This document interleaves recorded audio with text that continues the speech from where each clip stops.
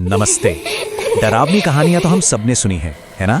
पर कभी भी सोचा है कि आखिर ये कहानियां हमें डराने में कामयाब होती कैसे हैं? आज हम एक तालाब वाली चुड़ैल की कहानी की परतें खोलेंगे और जानेंगे कि डर पैदा करने का असली राज क्या है। तो चलिए सीधे कहानी की उस आखिरी लाइन से शुरू करते हैं जो जहन में अटक जाती है।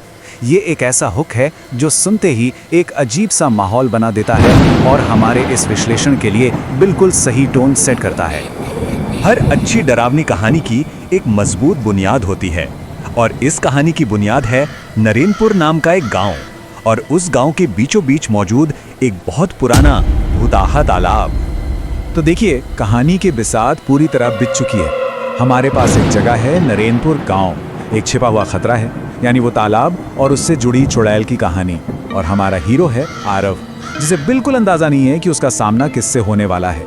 ये तीनों चीजें मिलकर समझिए एक परफेक्ट तूफान खड़ा करने वाली हैं।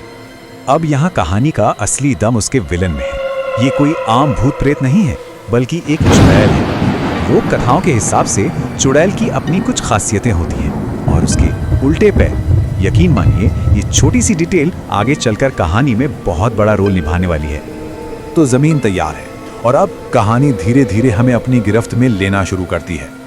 यहीं से असली तनाव बढ़ना शुरू होता है और हमारा हीरो आरव अनजाने में ही खतरे की तरफ खिंचता चला जाता है। और ये रहा डर का पहला बीज, एक अनजानी आवाज जो हीरो का नाम पुकार रही है। ये हॉरर का एक क्लासिक तरीका है। ये खतरे को एकदम पर्सनल बना देता है, एक ऐसा बुलावा जिसे नजरअंदाज करना लगभग नामुमकिन है। इस बात पे ध्यान दीजिए, खतरा अभी दूर है, धुंधला सा। आरव उसे अपनी खिड़की के एक सेफ जगह से देख रहा है। लिखने वाला जानबूझकर सब कुछ साफ साफ नहीं दिखाता, क्योंकि जो तस्वीर हमारी कल्पना बनाती है वो किसी भी असलियत से कहीं ज्यादा डरावनी होती है। आइए आरव के इस सफर को कदम दर कदम देखते हैं। ये सिर्फ एक रास्ता नहीं है बल्कि एक जाल है। हर कदम के साथ वो सुरक्षा से दूर और उस भयानक रहस्य के करीब जा रहा है जिससे उसे असल में बचना चाहिए था। और फिर आता है वो पल जो सब कुछ बदल देता है, पैरों के निशान। लेकिन ये निशान तालाब में जाने के नहीं बल्कि तालाब से बाहर आने के हैं। सोचिए जरा, ये कैसे मुमकिन है? बस यही एक छोटी सी डिटेल है जो कहानी को एक मामूली रहस्य से उठाकर सीधे खौफ की दुनिया में फेंक देती है। और इसी के साथ पर्दा उठता है कहानी के सबसे बड़े मोड़ से, क्लाइमैक्स। अब लुका छिपी का खेल खत्म हो चुका है। अब डर का असली चेहरा सामने आने वाला है। यहाँ पर एक भी फालतू शब्द इस्तेमाल नहीं किया गया है, सिर्फ दो चीजें, उल्टे पैर और कोयले जैसी आंखें। ये छोटा सा मगर जबरदस्त विवरण आरव के सबसे बड़े डर पर मुहर लगा देता है कि वो किंवदंती सच थी।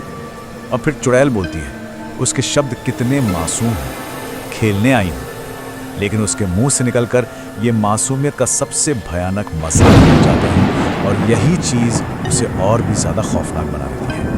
अब लड़ाई दो ताकतों के बीच है। एक तरफ है अलौकिक बुराई और दूसरी तरफ है विश्वास की ताकत। ये अच्छाई और बुराई की वही सदियों पुरानी जंग है जो कहानी को उसके चरम पर ले जाती है।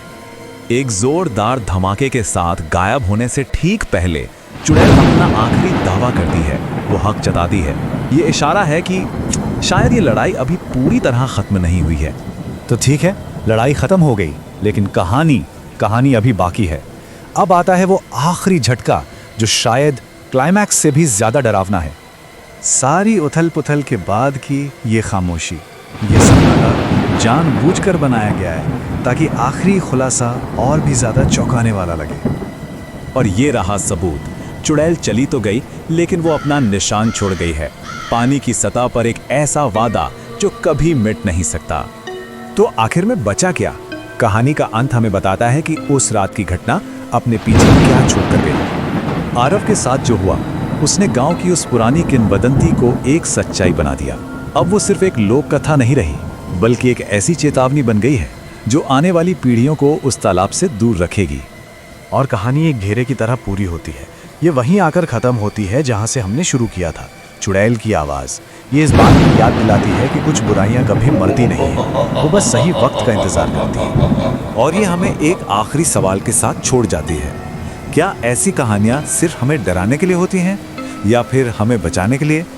शायद एक भूत की कहानी का असली मकसद सिर्फ मनोरंजन करना नहीं, बल्कि एक जरूरी चेतावनी देना भी है, जो एक पीढ़ी से दूसरी पीढ़ी तक पहुंचती है।